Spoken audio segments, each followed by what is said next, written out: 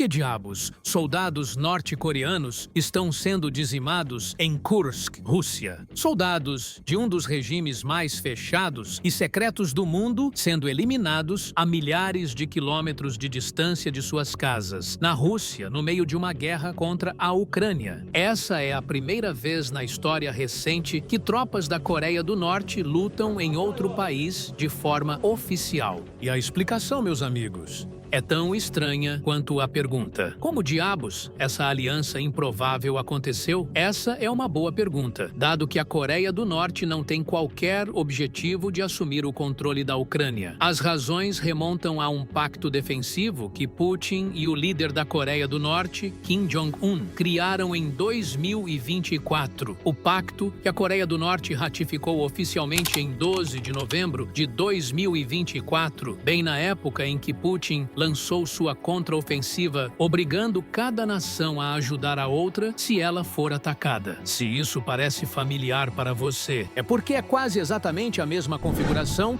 que a OTAN tem sob o artigo 5 de sua carta. Se um país da OTAN for atacado, todos os aliados devem responder como se tivessem sido atacados. Se a Rússia for atacada, então a Coreia do Norte é obrigada a enviar seus soldados para defender seu aliado. A invasão ucraniana de Kursk, no início de agosto, tinha a única intenção de desmoralizar a Rússia e capturar território que a Ucrânia poderia usar mais tarde como moeda de troca contra a Rússia. A Ucrânia devolveria Kursk à Rússia se Putin entregasse parte, ou talvez todo, o território que ele tomou da Ucrânia. Chifre trocado não dói, não é mesmo? Os norte-coreanos estão entrando na Rússia porque a Ucrânia atacou Kursk. Putin está usando essa invasão como desculpa para usar o pacto e introduzir um país totalmente novo no conflito. E ele já está recebendo milhares de soldados norte-coreanos. Em 18 de outubro de 2024,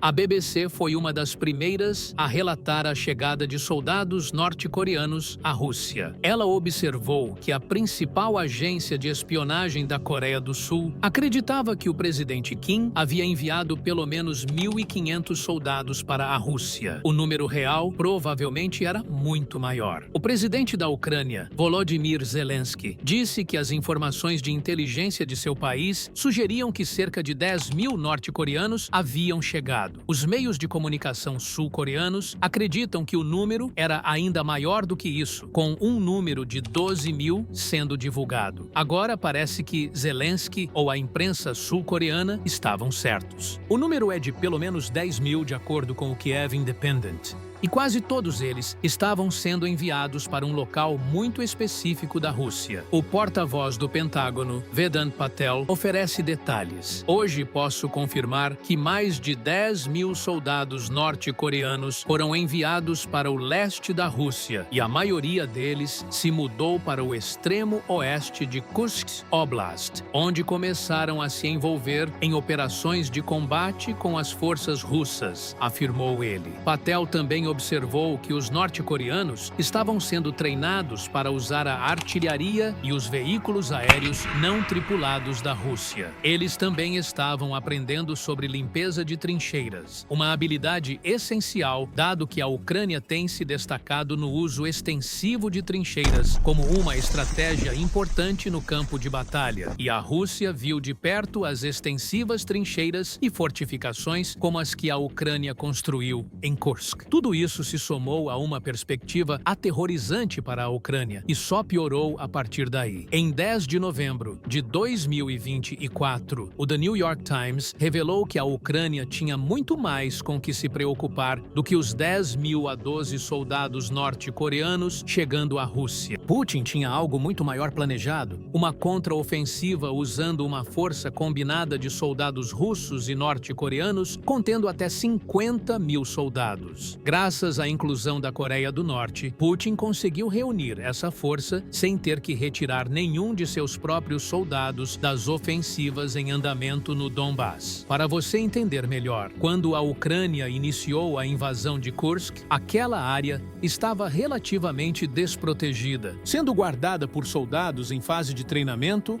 Por isso, muitos deles se renderam à Ucrânia. Grande parte das tropas russas estava concentrada em 3 frentes principais, na região de Donbas, Kherson, Zaporizhia, tentando avançar a todo custo. A Rússia não mantinha uma grande concentração de tropas para proteger a região de Kursk, provavelmente porque acreditava que a Ucrânia nunca tentaria uma invasão direta de seu território, e Rússia enfrentava limitações em termos de tropas disponíveis para cobrir tanto o vasto território da fronteira quanto as frentes de combate dentro da Ucrânia. Mas agora, ao que tudo indica, a Rússia está finalmente pronta para lutar uma guerra em várias frentes. Uma que lhe permitiria manter seu foco na Ucrânia enquanto luta para expulsar os ucranianos de Kursk. Pelo menos essa é a narrativa que Putin e seus companheiros do Kremlin querem que você acredite. O New York Times previu em 10 de novembro que o ataque dos 50 mil chegaria nos próximos dias. Essa previsão acabou sendo profética. Em 12 de novembro de 2024, surgiram relatos de que Putin havia enviado seus 50 mil soldados para Kursk para retomar o território russo, no que supostamente seriam alguns dias gloriosos para o líder da Rússia.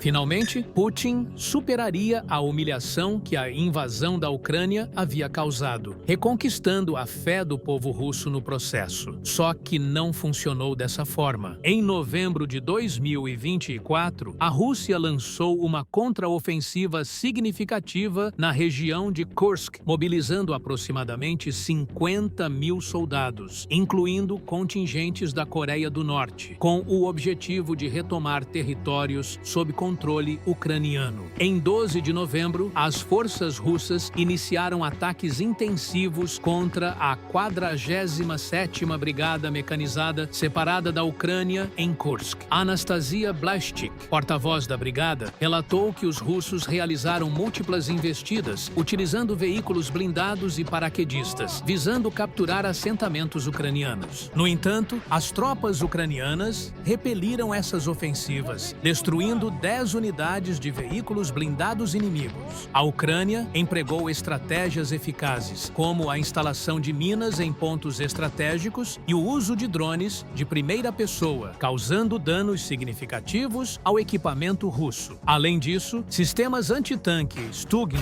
foram utilizados para neutralizar veículos maiores. Outras unidades ucranianas adjacentes também contribuíram para a destruição de veículos blindados e a eliminação de grupos de invasores. Analistas militares como Yulian Hopka destacaram que essa fase inicial da contraofensiva russa em Kursk, que durou 3 dias a partir de 9 de novembro, resultou na perda de 28 unidades de veículos blindados e cerca de 200 soldados russos, mortos ou feridos por drones e explosivos ucranianos. Hopka classificou esses eventos como uma catástrofe para as forças russas. Após a ofensiva inicial fracassada, você pode pensar que Putin recuaria por um momento para reconsiderar sua abordagem e mudar sua estratégia, certo? Errado. Apesar das perdas iniciais, o presidente russo, Vladimir Putin, persistiu em mais ofensivas, enviando mais tropas para Kursk na tentativa de desalojar as forças ucranianas. Relatórios indicam que a Rússia sofreu perdas diárias de até 2.000 soldados durante essas operações, números significativamente superiores às perdas diárias registradas em ofensivas anteriores. Em resumo, a contraofensiva russa em Kursk, apesar de sua escala, vantagem e dos recursos empregados, enfrentou resistência eficaz das forças ucranianas, resultando em perdas substanciais para a Rússia e questionamentos sobre a eficácia de suas estratégias militares na região. O Telegraph também revelou mais detalhes sobre o fracasso da Rússia em Kursk. O veículo publicou um vídeo supostamente mostrando uma coluna de veículos blindados russos, cada um supostamente carregando 30 soldados, explodindo um após o outro enquanto tentavam passar por um campo minado ucraniano.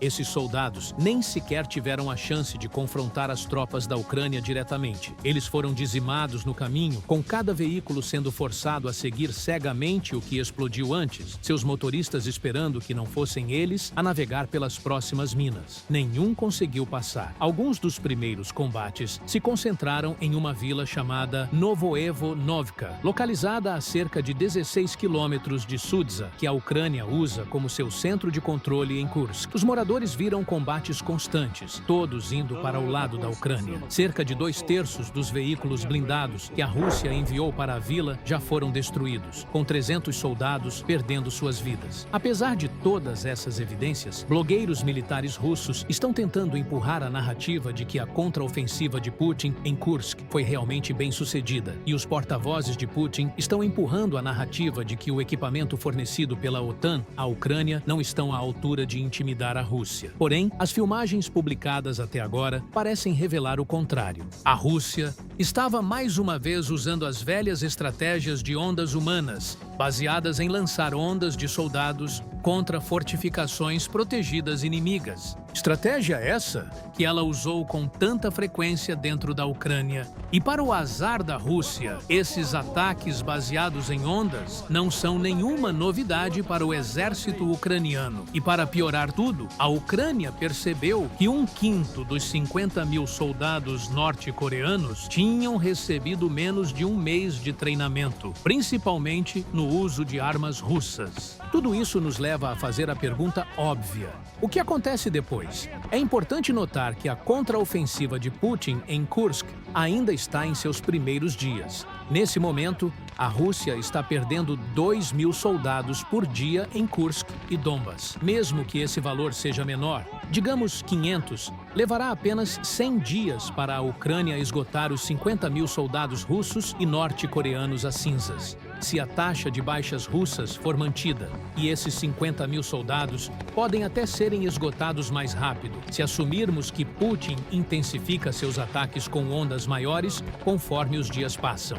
Por sua vez, a Ucrânia está conseguindo manter a linha, pois está infligindo baixas horríveis aos soldados russos e norte-coreanos, e poderá fazer ainda mais se Zelensky conseguisse o que queria. E graças ao presidente Biden, isso é possível. Os Estados Unidos autorizaram a Ucrânia a usar munições americanas em ataques contra o território da Rússia. Zelensky acredita que poderia praticamente demolir o esforço combinado russo e norte-coreano se o Ocidente permitisse que a Ucrânia usasse mísseis de longo alcance como Storm Shadow e Atacams dentro da Rússia. Com esses mísseis, a Ucrânia poderia atingir todos os acampamentos onde as tropas norte-coreanas estão se reunindo na Rússia, atacando os 50.000 homens de Putin direto da fonte ao ponto de entrarem em colapso antes que pudesse realmente começar. No dia 17 de novembro, o presidente Biden liberou a Ucrânia para atacar alvos dentro da Rússia, com mísseis ATACMS, faltando menos de 2 meses para Trump assumir. Agora, todas as bases e posições russas nessa faixa do mapa poderão ser atacadas pela Ucrânia com mísseis americanos. Zelensky descreveu a autorização dos Estados Unidos para a Ucrânia usar mísseis de longo alcance contra alvos em território russo como um passo em frente. Ele destacou que essa decisão ajudará na defesa de áreas ucranianas próximas à fronteira, que frequentemente enfrentam ataques russos. Mas o que você acha sobre o que a Ucrânia conseguiu alcançar em Kursk até agora? As forças combinadas russas e norte-coreanas de Putin serão esgotadas antes que eles possam retomar o Oblast? Será que a Ucrânia usará seus mísseis de longo alcance para atacar preventivamente os acampamentos dos 50.000 soldados na Rússia? Se você assistiu o vídeo até aqui, então significa que você gosta do nosso conteúdo e eu peço humildemente que você clique no botão de gostei. Isso ajuda demais o canal. Mesmo se você estiver assistindo na TV, você pode fazer isso. Você não sabe o quanto isso nos ajuda. Deixe um comentário qualquer, comente qualquer coisa e se inscreva para receber os próximos vídeos. E não se esqueça de assistir nosso último documentário sobre o plano da Suécia para se defender de uma invasão russa, clicando no vídeo que está aparecendo em sua tela. Te vejo lá e um abraço.